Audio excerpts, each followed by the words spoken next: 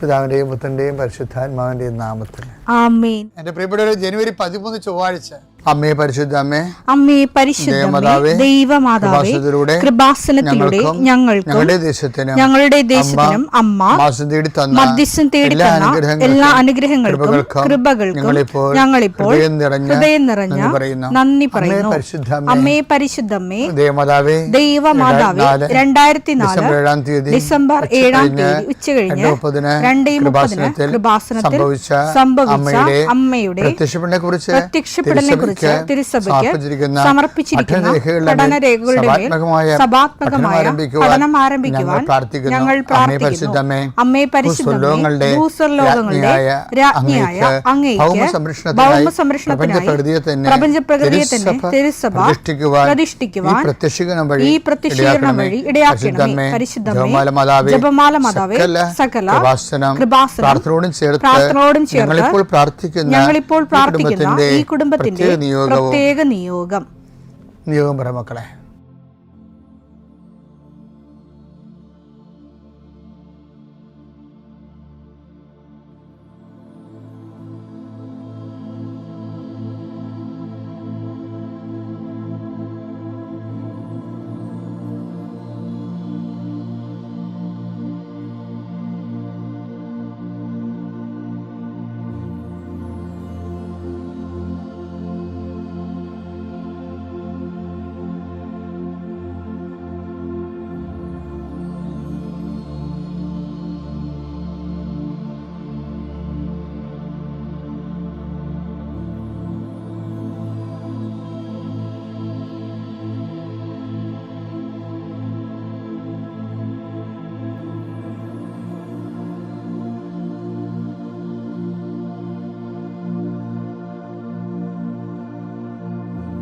അമ്മയുടെ പ്രത്യക്ഷീകരണത്തിന്റെ ഈ അനുഗ്രഹവേളയിൽ ഞങ്ങൾക്ക് സാധിച്ചു തരുവാൻ കനിയണമേ.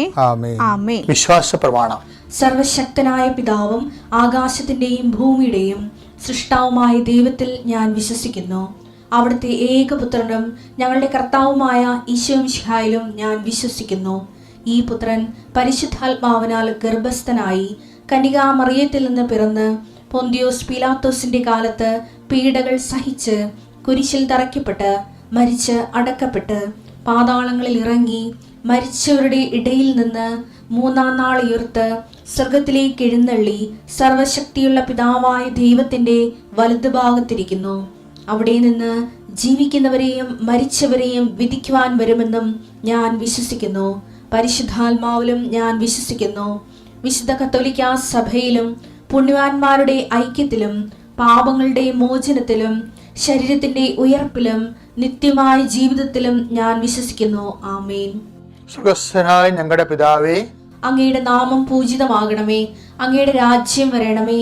അങ്ങയുടെ തിരുമനസ് സ്വർഗത്തിലെ പോലെ ഭൂമിയിലും ആകണമേ. അന്നു വേണ്ടുന്ന ആഹാരം ഇന്ന് ഞങ്ങൾക്ക് തരണമേ. ഞങ്ങളോട് തെറ്റ് ചെയ്യുന്നവരോട് ഞങ്ങൾ ക്ഷമിക്കുന്നത് പോലെ ഞങ്ങളുടെ തെറ്റുകൾ ഞങ്ങളോടും ക്ഷമിക്കണമേ. ഞങ്ങളെ പ്രലോഭനത്തിൽ ഉൾപ്പെടുത്തരുതേ, തിന്മയിൽ ഞങ്ങൾ രക്ഷിക്കണമേ. ആമേൻ. നന്മ നിറഞ്ഞ മറിയമേ, സ്വസ്തി. കർത്താവ് അങ്ങയുടെ കൂടെ സ്ത്രീകളിൽ അങ്ങ് അനുഗ്രഹിക്കപ്പെട്ടവളാകുന്നു. അങ്ങയുടെ ഉദരത്തിൻ ഫലമായി ഈശോ അനുഗ്രഹിക്കപ്പെട്ടവനാകുന്നു. പരിശുദ്ധ മറിയമേ, തമ്പുരാന്റെ അമ്മേ, പാപികളായ ഞങ്ങൾക്ക് വേണ്ടി ഇപ്പോഴും ഞങ്ങളുടെ മരണസമയത്തും തമ്പുരാനോട് അപേക്ഷിക്കണമേ. ആമേൻ. കർത്താവേ, നിന്റെ ഉന്നതമായ നാമത്തിന് സ്വസ്ഥം ചെയ്യുന്നു. കർത്താവേ, നിന്റെ വിശുദ്ധ പൗരോഹിത്യത്തെ മഹത്വപ്പെടുത്തണമേ.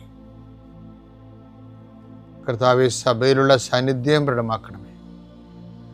40 വർഷം ഞാൻ അർപ്പിച്ച കൃപാന്റെ യുഗതിയാൽ കൃപാസനത്താരെ ജീവനോടെ പ്രത്യക്ഷപ്പെട്ട മാതാവിൻ്റെ മധ്യസ്ഥത്താൽ പിതാവിൻ്റെയും പുത്രൻ്റെയും പരിശുദ്ധാത്മാവിൻ്റെ നാമത്തിൽ ഞാൻ നിങ്ങളെ ആശീർവദിക്കുന്നു.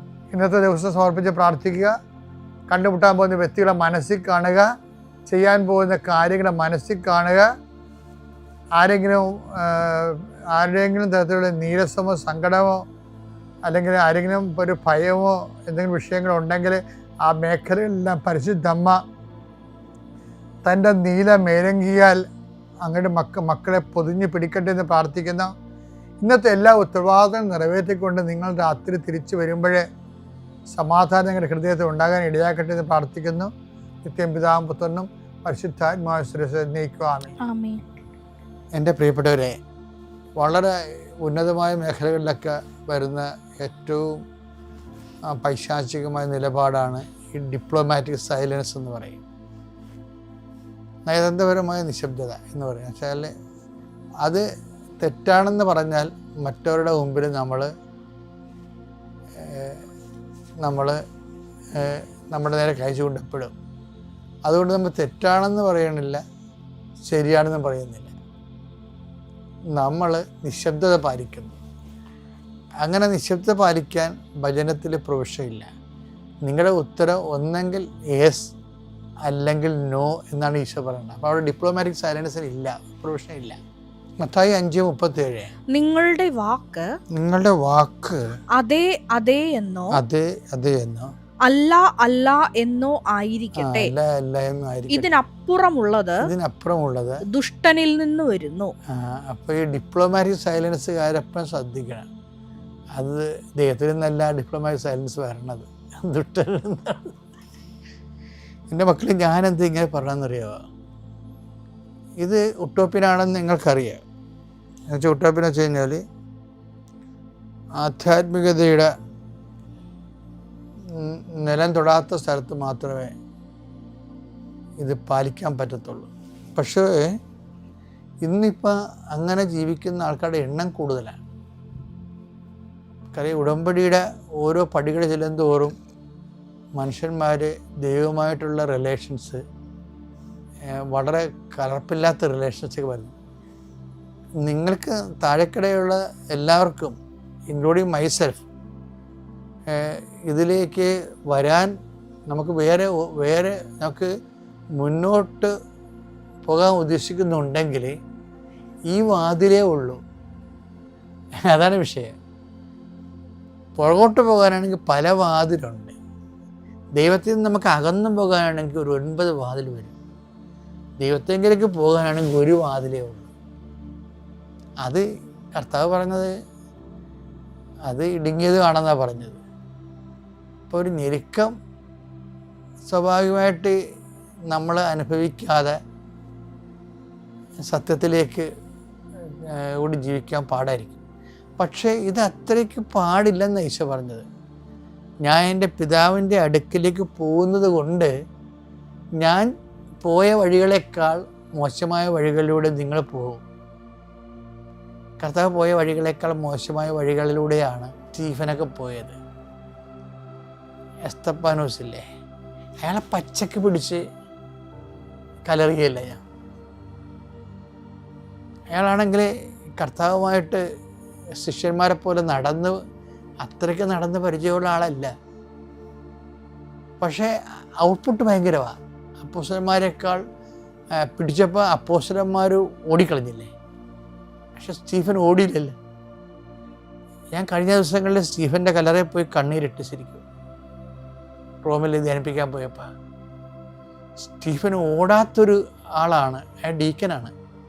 എല്ലാവരും ഓടിക്കളഞ്ഞപ്പോഴും ഓടാത്തൊരു സ്റ്റീഫൻ ഉണ്ടല്ലോ. അപ്പോസ്തലന്മാർക്ക് ശേഷവും സഭ നിലനിൽക്കുമെന്നുള്ളത് നമ്മളോട് പഠിപ്പിക്കണത് അപ്പോസ്തലന്മാരല്ല, സ്റ്റീഫൻ.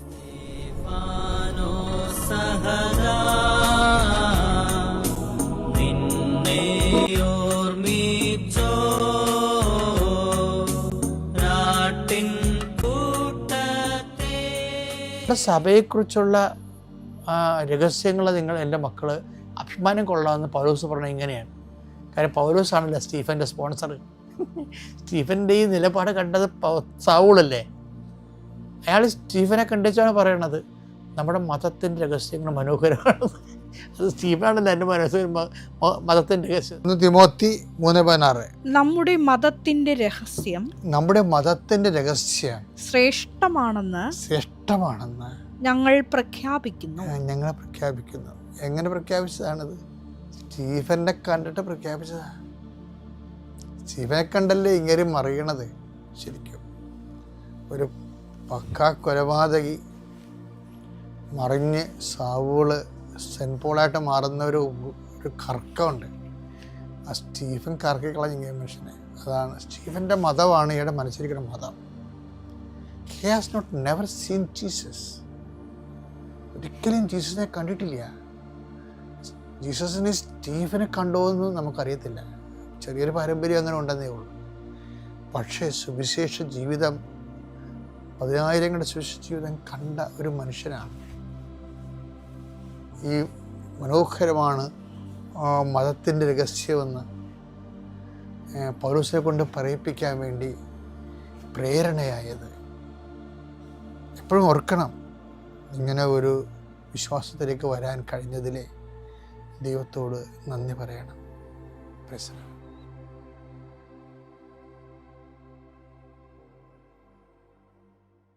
അത്യപൂർവ ദൈവാനുഭവങ്ങൾ ഇനി നിങ്ങൾക്കും സ്വന്തം. ഈ യൂട്യൂബ് ചാനൽ ഇതുവരെ സബ്സ്ക്രൈബ് ചെയ്തിട്ടില്ലെങ്കിൽ ഇപ്പോൾ തന്നെ സബ്സ്ക്രൈബ് ചെയ്യുക. ഈ വീഡിയോ ഇപ്പോൾ തന്നെ നിങ്ങളുടെ സുഹൃത്തുക്കൾക്ക് ഷെയർ ചെയ്തുകൊണ്ട് കർത്താവിൻ്റെ പ്രേക്ഷിതരാകുക.